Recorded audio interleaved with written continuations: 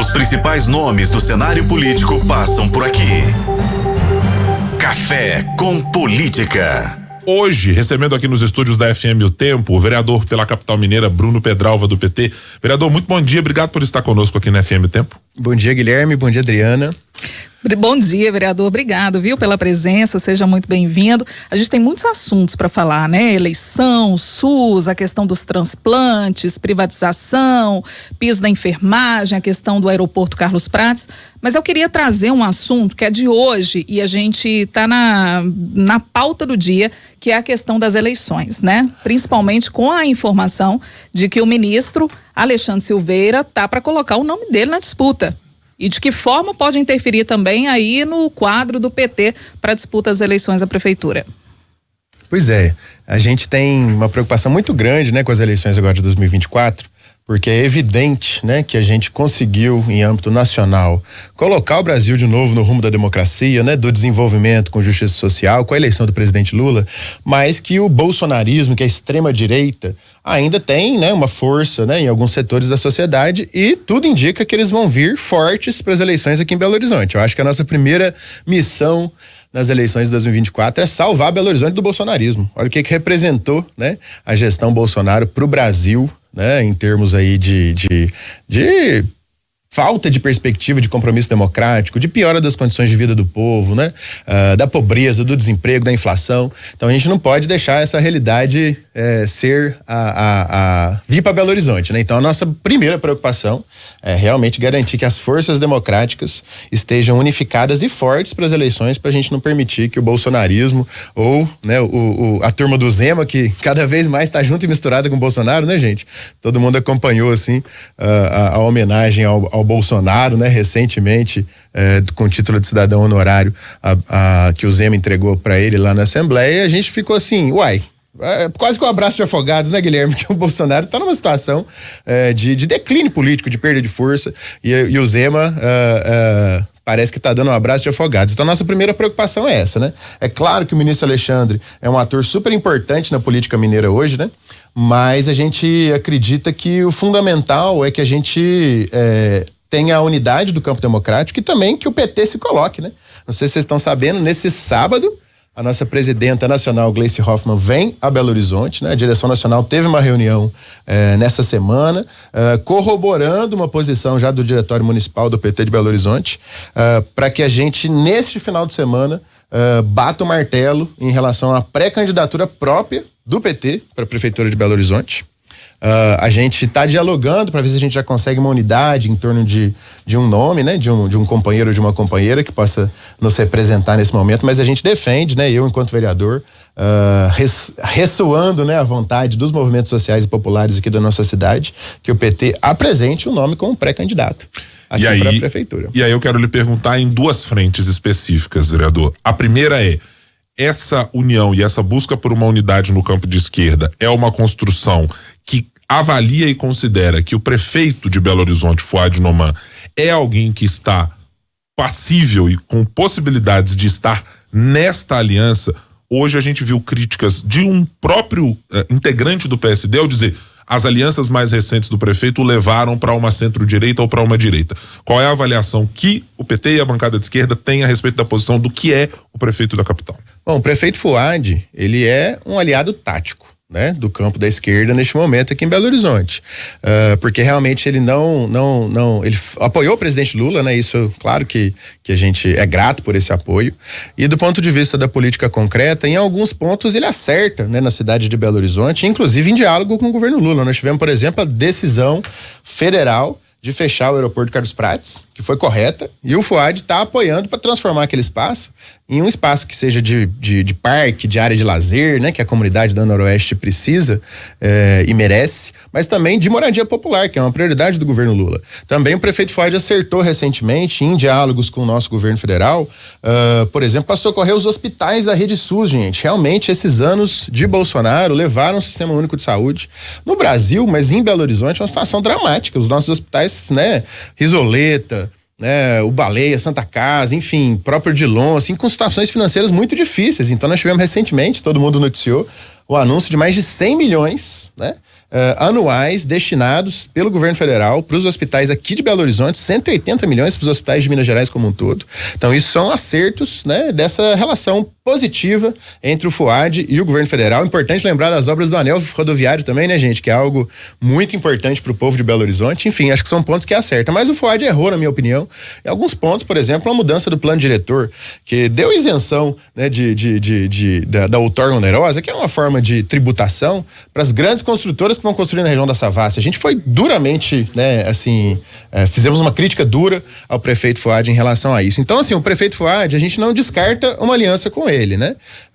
Mas a gente espera, né, que o próprio FUAD ainda não afirmou que não é candidato, né, gente? Então, qual que é a nossa análise? Assim, o campo democrático, né, o campo de sustentação do governo Lula, inclusive, as forças, né, de esquerda, de centro-esquerda, elas não podem ficar refém do FUAD nesse momento. Então, nós vamos lançar nossa pré-candidatura, né, do PT de BH, e eu digo para vocês, é uma pré-candidatura que vem forte, porque primeiro, o presidente Lula tá aí, reconstruindo o Brasil, e acho que o governo que tem acertado muito, né, Guilherme Adriano, assim, em diversos aspectos, assim, a inflação de alimentos está contida, o emprego recuperado, mais médicos aí retomando, né, com força para tentar melhorar o nosso sistema único de saúde, e também Belo Horizonte, assim, sabe que o PT tem um legado muito positivo para a cidade, né? Tava pensando, vindo para cá, inclusive, gente, o orçamento participativo, criação do PT, né? O próprio SAMU, não sei se vocês sabem, o SAMU surgiu antes de ser uma política nacional em Belo Horizonte, né? A gente tem exemplos do Minha Casa Minha Vida também, né? Que se inspirou no Vila Viva, né? Que é um programa nosso aqui de urbanização de vilas e favelas. Então, enfim, o PT tem um legado para a cidade que não é desprezível, né? Enfim, se eu fosse citar na área da saúde, então eu vou ficar aqui para vocês a manhã inteira, mas, por exemplo, a reforma psiquiátrica, sabe? Aqui também é uma referência para nós, né? A radicalização e a centralidade das equipes de saúde da família, né, pra gente organizar o sistema de saúde. Belo Horizonte também foi pioneiro ao longo do Brasil, graças às gestões democráticas populares. Enfim, então eu acho que o PT tem um legado para a cidade e eu acho que a nossa pré-candidatura ela vem muito forte neste momento, inclusive com um grande potencial. Claro, a gente vai dialogar com todos os outros partidos da federação, Brasil Esperança, né? Vamos dialogar. Mas já tem um nome de consenso, vereador? A gente estamos costurando, né? Porque assim, a gente sabe que há viabilidade de vários figuras, né? De várias figuras importantes dentro do partido. Mas ainda há consenso já? Essa é a pergunta. Então, nós temos nomes colocados, né? A gente está justamente aí na véspera da nossa plenária de sábado, fazendo os diálogos internos para ver se a gente consegue, né? Ter um nome já mais consensual, né? Mas nós temos o nome da companheira Beatriz Cerqueira, né? Que é a deputada da Assembleia, mulher, né? Com mais votos da história de Minas Gerais, é uma grande liderança nossa. Tem uma companheira Macaia Evaristo, que já foi secretária de Educação do município do estado, que é uma pessoa com uma presença muito forte, uma mulher negra, né? Professora.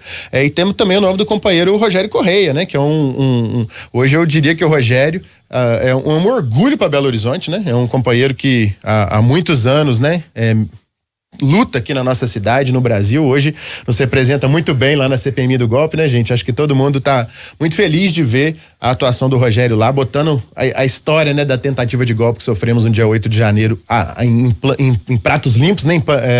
Pra gente poder entender tudo que foi aquilo. Ele tá fazendo uma atuação perfeita lá, e também é uma pessoa que conhece os problemas de Belo Horizonte como ninguém, né? O Rogério é daqui, sempre foi vereador, vários mandatos, deputado estadual, então é um nome também que chega muito forte. O Rogério tá muito animado, inclusive, com essa missão, né, de uma pré-candidatura. Então a gente tá dialogando internamente para ver se a gente já consegue apresentar um nome aí, né, no sábado, para a cidade de Belo Horizonte, enfim, e também, naturalmente, como eu disse, com muito respeito, né, a todos os outros partidos, né, da nossa federação, mas também do campo da esquerda democrática. Agora deixa eu lhe perguntar, vereador, a respeito do trabalho na Câmara Municipal. Nós temos na próxima sexta-feira 2 importantes movimentos políticos a acontecer na casa. Um deles a avaliar o pedido de eventual quebra de decoro que pode renudar numa cassação do presidente da Câmara, vereador Gabriel Azevedo, e também a apresentação de um pedido de impeachment por parte do advogado Mariel Marra, aceito também pela casa para avaliação. Esperava-se que o clima bélico tivesse mudado um pouco de eixo após a troca do secretário de governo, com a saída de Josué Valadão para a entrada de Castelar Guimarães Neto. Mudou alguma coisa? Porque a olho nu não nos parece que algo tenha sido modificado. O clima é pesado, é ruim, o trabalho está sendo prejudicado, vocês veem algum tipo de prejuízo por este tipo de relação e por estes problemas específicos desses dois campos dentro da casa? É péssimo clima. Guilherme, Adriana, essa situação política, né, na Câmara Municipal, na relação com a Prefeitura, tem prejudicado a cidade. E assim, nós temos, por exemplo, alguns projetos de lei que estão, assim, travados lá na Câmara Municipal, que interessam não a gestão FUAD, né, diretamente, mas interessa ao povo de Belo Horizonte. Nós temos, por exemplo, obras fundamentais para fazer na região da Vilarinho, né, de contenção de enchentes. A gente, inclusive, defende uma linha de revitalização dos córregos, né, aqui da cidade, mas independente dessa questão, e também são obras da Vilarinho, mas que pega ali aquela região do Isidora, sabe? Sim. Que é uma região, né, muito, né, com uma alta vulnerabilidade social, de uma ocupação que precisa ser urbanizada, enfim. São 160 milhões que a gente não aprova lá na Câmara e precisa aprovar para garantir essas intervenções necessárias para o povo de Belo Horizonte. Nós temos também, por exemplo, né, o piso da enfermagem acabou de chegar aí, mais de 40 milhões no caixa da prefeitura, né, e nós precisamos de uma lei para garantir que o pagamento seja efetivado. E essa conjuntura política, né, pode prejudicar a aprovação desse projeto de lei. Nós temos a Lei Paulo Gustavo, são 20 milhões para a cultura da cidade, que também está travado na Câmara. E eu acho que, assim, é legítimo, né? Na democracia a gente tem oposição, tem situação, enfim, tudo tá colocado e é legítimo o debate político. Mas eu acho que tem um limite, sabe? Por exemplo, assim, tá banalizado a ferramenta da CPI na Câmara Municipal. Recentemente abriram uma CPI, Guilherme, né? Sobre a população em situação de rua, que não tem uma denúncia de crime. O motivo de ter aberto a CPI foi porque tem um censo oficial da prefeitura que deu uma quantidade de pessoas que estão em situação de rua, e tem o CAD único, né, que dá um valor maior. É um debate meramente, até eu diria sinceramente, um debate acadêmico, porque não muda nada, a prefeitura não perde recurso por causa disso, né? Porque o que conta, inclusive, para chegada de recursos é o CAD único, sabe? É claro que, assim, a gente precisa aprimorar essa ferramenta, mas isso não é justificativa para uma CPI, sabe? Na realidade, nos parece que a CPI foi construída mais para criticar, né, a gestão da assistência social na cidade e criticar a gestão do prefeito. Só que isso coloca vidas, né, de pessoas em risco. Isso às vezes estimula, por exemplo, a violência contra as pessoas em situação de rua. Não que não seja um problema da cidade, mas a gente tem que enfrentar isso, não através de CPI, que é uma ferramenta, né, de investigação de crimes. E desculpa interrompê-lo nesse caso, vereador, mas eu acho que é importante até para que a nossa audiência entenda.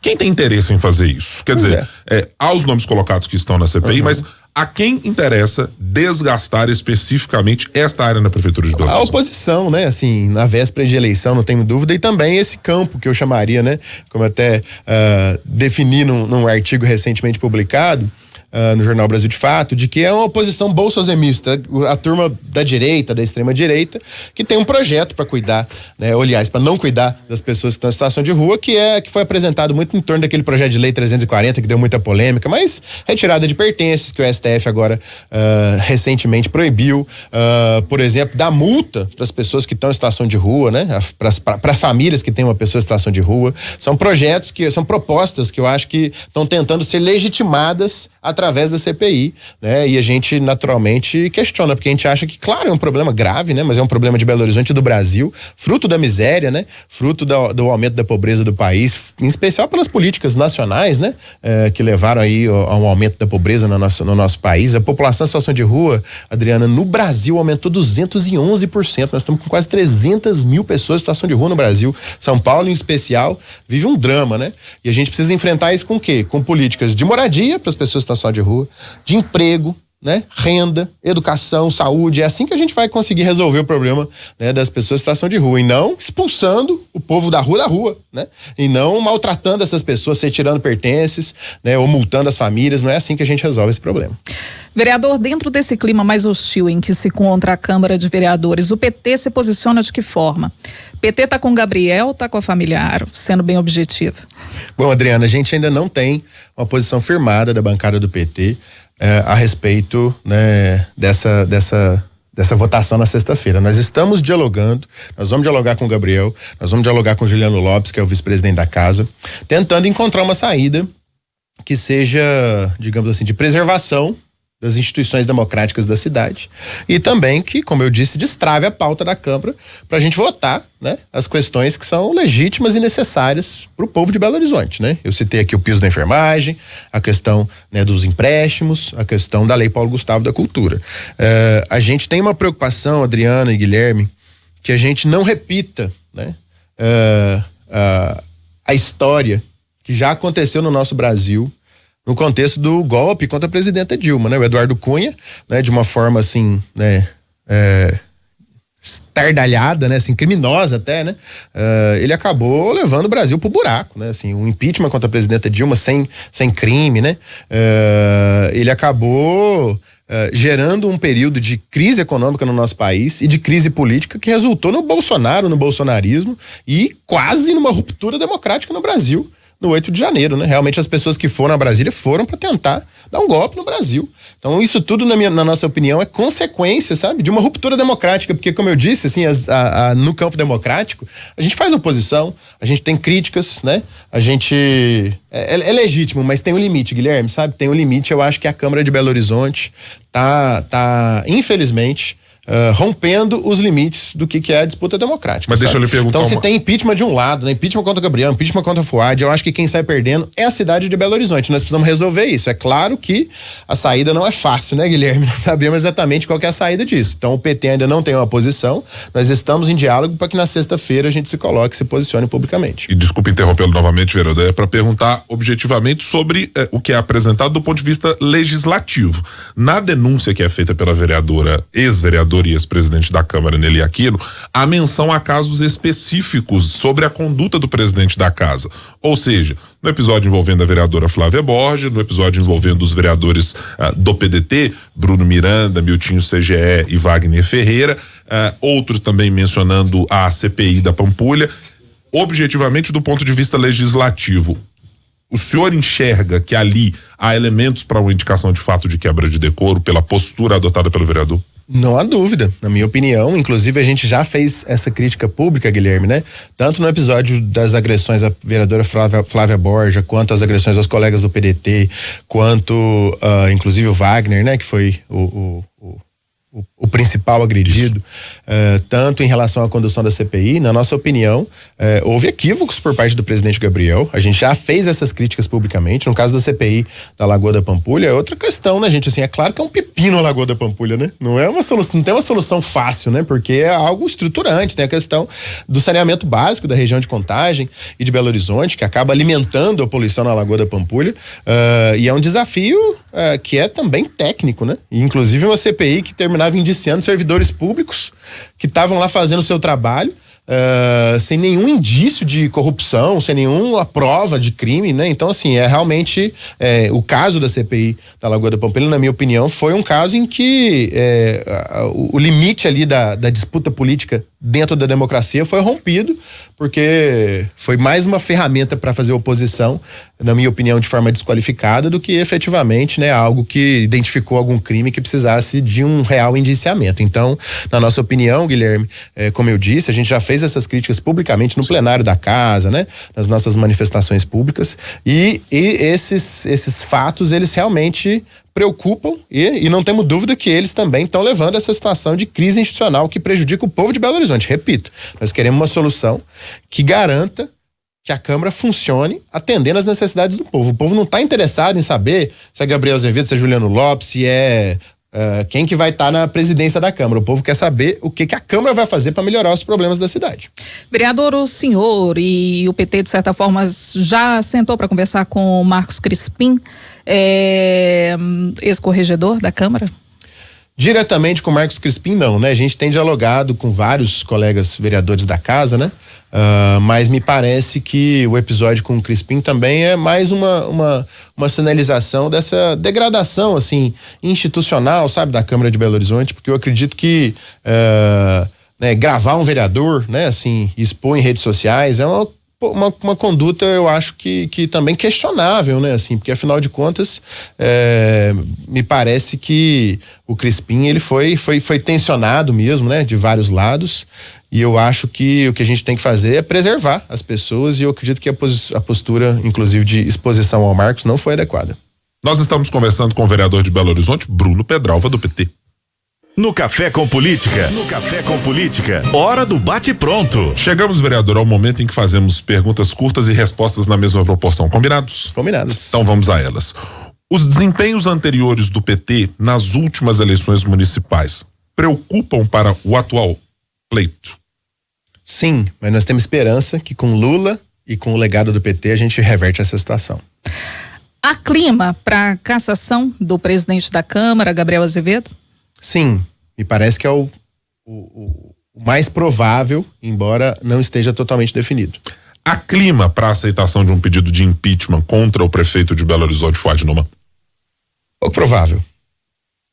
De 0 a 10, gestão do prefeito Fuad Noman até agora? Eu diria 7,5. O PSD, para além do ano de 2024, pode ser um parceiro estratégico do PT em Minas para 2026 do estado? Sim, pode ser. Bruno Pedralva, vereador do PT aqui na capital mineira. Muito obrigado por estar aqui conosco nessa manhã no nosso Café com Política. Volte em outras oportunidades, temos sempre muitos assuntos para tratar da cidade. A Câmara está sempre em ebulição, politicamente falando, mas também de propostas e de ideias que precisam ser discutidas pela cidade. Muito obrigado pela presença, vereador. Obrigado, Guilherme. Obrigado, Adriana. É uma alegria a gente também, né, ter esse espaço para dialogar um pouquinho sobre tudo que a gente tem lutado lá na Câmara de Belo Horizonte. A gente tem um mandato coletivo popular com uma presença muito forte, sabe, Guilherme e Adriana, das pessoas que constroem o SUS e as políticas públicas aqui na cidade de Belo Horizonte, tanto os trabalhadores do serviço público quanto os usuários. Então é uma alegria a gente poder estar aqui trazendo também as nossas visões, as nossas lutas. Obrigado pelo espaço, parabéns pelo trabalho. Volte mais vezes, vereador. Obrigada, viu? Os principais nomes do cenário político passam por aqui. Café com Política.